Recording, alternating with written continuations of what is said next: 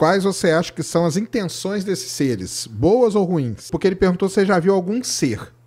Algum ser, algum humanoide, alguma coisa, ou se você, nas suas experiências, só viu mesmo esses orbes, esses disso e tal. Porque aí pode juntar as duas coisas. Porque, por enquanto, pode até falar qual é a intenção, se tiver ser e se tiver só a nave, né? Sim. Excelentes perguntas. A primeira eu até perdi. Pensei nos seres, até perdi a... Não, qual a intenção deles? A intenção, vamos lá. Se a gente pensa... Pega nós, seres humanos. Quando a gente vai na Amazônia, chega de helicóptero, vê uma onça, joga um dado tranquilizante, bota a onça pra dormir, bota um GPS na onça. Na visão da onça, isso é um ataque, né? Sim. É uma ameaça. Vem um troço aqui que é um helicóptero, eu nem sei que, nunca vi um helicóptero, sei nem o que é isso, essa tecnologia. Me jogou um negócio, eu não lembro o que aconteceu, eu tive um lapso temporal. E eu tô sendo chipado ainda, monitorado. Me tiraram sangue ainda. Então, na visão da onça é um ataque. Na nossa visão humana, é uma preservação da espécie. Eu tô monitorando ela para preservar ela. Quem sabe se esses casos na Operação Prato e no Acre não estão acontecendo, com uma forma, são seres talvez mais inteligentes que semeou a humanidade aqui. Benevolente. E está acompanhando a evolução. E faz sentido se você olhar que sempre quem é afetado são comunidades nativas, que não tem muita mistura, misoginia ali. Então talvez esses inteligentes estão monitorando justamente a evolução dessas, desses humanos mais puros, né? Mas então você acha que a intenção é uma intenção positiva? Positiva. Eu acho, nesses casos, a não ser que fique comprovado que veio um raio e matou uma pessoa, tem gente, pesquisadores que defendem isso, ou que levou a pessoa embora, a gente não sabe o que aconteceu. Mas assim, aí a gente não tem o dado, né? O dado tem algumas pessoas que, a maioria das pessoas não acontece nada quando recebe o raio. Uma pequena parcela das pessoas tem danos permanentes, sequelas permanentes como a Silvia. Será que isso não é efeito colateral? A pessoa já tinha uma predisposição? E aí, quando recebeu aquilo, teve um dano indesejável? Eu acredito muito mais nisso. Entendi. Tá? E você já viu algum ser, não? 2 oportunidades. A primeira na Serra da Beleza em 2021, junho de 2021. Foi um choque para mim, eu demorei meses para falar no assunto. Vi uma bola de luz laranja, igual aquela. Eu estava com tudo preparado. Eu estava com um binóculo Nikon de 12 vezes de aproximação e que o morro estava a 400 metros, então eu teria uma visão perfeita. E aí apareceu a luz. Pra você ver como é que é a percepção desses fenômenos. Eu estava numa vigília que estava chata pra caramba, nada acontecia. Eu estava sozinho na propriedade, fechada, propriedade particular, só tinha eu e o proprietário. Não tinha hipótese de chegar um carro, nada ali naquele proprietário, estava fechada no dia. Inclusive, mandar um abraço pro Arnaldo, pra família na Serra da Beleza. Eles permitem a pesquisa científica lá há muitos anos. Arnaldo, Glaucio, a família dele permite isso lá. Então, agradecer eles aí, pessoal da Beleza da Serra. Tava lá com o Arnaldo e apareceu uma luz. Só que como é que apareceu essa luz? Tava chata a vigília, eu comecei a tirar fotos. Tava um céu maravilhoso, uma lua nova. Um céu maravilhoso, com a cruz no fundo, que o Arnaldo fez essa cruz em homenagem ao pai dele. Caramba. O pai dele faleceu. Que fica no alto da montanha. Um morrinho, são 400 metros de altura, de distância. A vigília lá é 800 metros de altitude, esse morro tá 1.200, então são 400 metros. E aí apareceu uma luz na câmera, eu vi na câmera. Aí sabe quando você olha, você tira foto de uma coisa e fala assim, isso aqui deve ser alguma coisa que passou na hora. Não deve estar olho nu, não vou ver isso. Porque eu recebo muita imagem assim, o pessoal vê um pássaro passando e tirou a foto na hora e depois que chega em casa vai revelar, tem um negócio preto, fala que é um tipo voador. Não, passou um prato. Aí eu olhei pra cima, cara, tinha um sol. Era muito grande. E eu conseguia, não tinha mais cruz. A cruz era iluminada.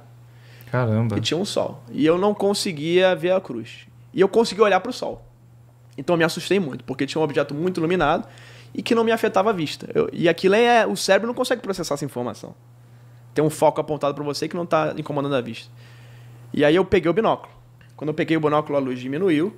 E aí eu vi 2 ou 3 seres negros, enormes, pretos, que não parecem com nada que você pesquisa na internet. De igreja, esse negócio, nada. Mas era tudo humanoide. preto. Era tão preto que o céu estava atrás de lua nova. E eu vi o contraste do corpo dele preto, o preto. Caramba! E não era uma matéria sólida, era fluida. Era como se fosse uma água assim, que ficava mexendo, tipo sabe? Venom. Tipo um Venom.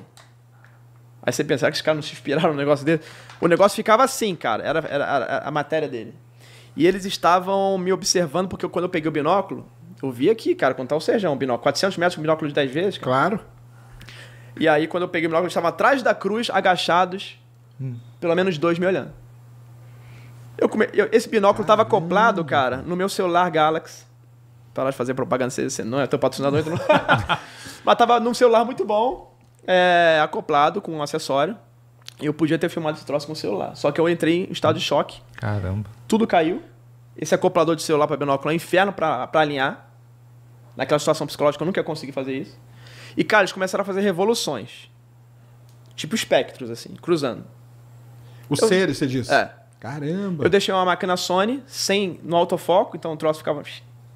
E sem zoom, na câmera Sony. Foi a única coisa que eu consegui fazer. Esse vídeo existe e tá aí. As fotos dos orbes eu consegui tirar porque eu tava tirando foto.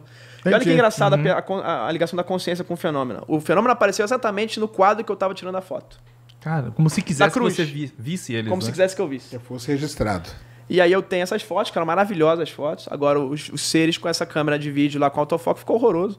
Você viu alguma coisa preta passando lá, mas não é o que Entendi. E foi isso que aconteceu. E no Atacama, cara, eu fiz uma vigília no deserto do Atacama, em frente ao Observatório Alma. Sei, lá em Eu cima. falei assim, eu falei, cara, se tem um ponto bom pra ver o céu e ver o ambiente, é onde os observatórios estão, porque eles não foram colocados ali à toa.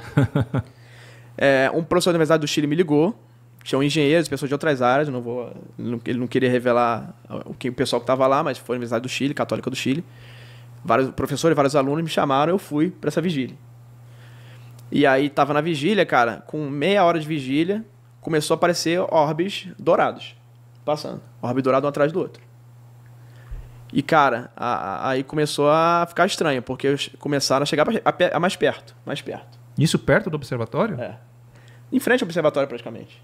Em frente ao portão, a gente estava a cerca de 80 metros do portão do Alma. Caramba. É que o alma são as antenas, né? Então aí não ia adiantar muita coisa. Apontar, não tem o que apontar pra eles, né? E pra sinal longe, né? Então... Não, eu digo pela audácia, né? Sim. Mas eu fico pensando, será que no Alma não tem uma pesquisa paralela ali? Porque assim, se tem um troço desse passando na área do Alma, e eu falei com um engenheiro que deu manutenção nas turbinas lá dos geradores do Alma. Ele falou que os caras lá sabem dos fenômenos que acontecem ali. Então, se eles sabem, certamente eles colocaram algum equipamento fora da pesquisa dessa para monitorar alguma coisa. Mas começou a passar. E aí veio, cara, um orbe branco. Esse orbe branco foi a primeira vez que eu achei que eu ia ser levado. Porque ele veio, ele deu uma volta e um estalar de dedos ele estava na minha frente. Na frente de todo mundo. Tinha meninas, as meninas entraram em pânico. Caramba. Começaram a gritar, em choque. Não tinha o que fazer, eu falei, meu portão era para todo mundo rezar, para ser bom. Porque não dava pra correr, tava do lado. Entendi. E aí o troço fez assim, ó. E foi embora. Tava você e quantas pessoas? Tava mais 5 pessoas. Professor e 4 alunos. 2 meninos. Caramba. E aí passou, cara, logo depois, um ser que muitos católicos vão falar que era um anjo. Esse passou na nossa frente aqui, muito perto. Tinha uma asa neon de borboleta. No meu Instagram tem uma imagem artística. Ele era todo de luz. Pegar os seres de Cláudio lá, que o Edson fala, era aquilo.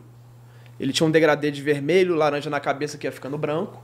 Ele era cotoco, não tinha mão nem pé, flutuava a 1 metro do chão. E tinha uma asa que era só o contorno, como se fosse o contorno da asa de borboleta, que era azul neon. E ele passa sem olhar a gente de perfil, depois vai sumindo e some. E ali eu vi assim, cara, quando chega um fenômeno desse perto, você só tem dessa magnitude, você só tem 2 reações. Ou você vai sair correndo, ou você vai ficar em estado de choque. Eu fiquei paralisado. Porque não era um negócio feio, era um negócio muito bonito. E que no meu cérebro, na hora, ele falava que não poderia estar ali, aquilo não existe. Caramba. Então eu não conseguia processar o raciocínio. Caramba. Você entra num estado que você não consegue, porque aquilo não pode existir. E se fosse aqueles seres da Serra da Beleza, eu teria saído correndo. Porque era muito feio o negócio, era monstruoso. Então, pra mim, esse é um dos motivos de que as pessoas hoje têm celulares. E quando não dá interferência, elas não captam por uma questão psicológica.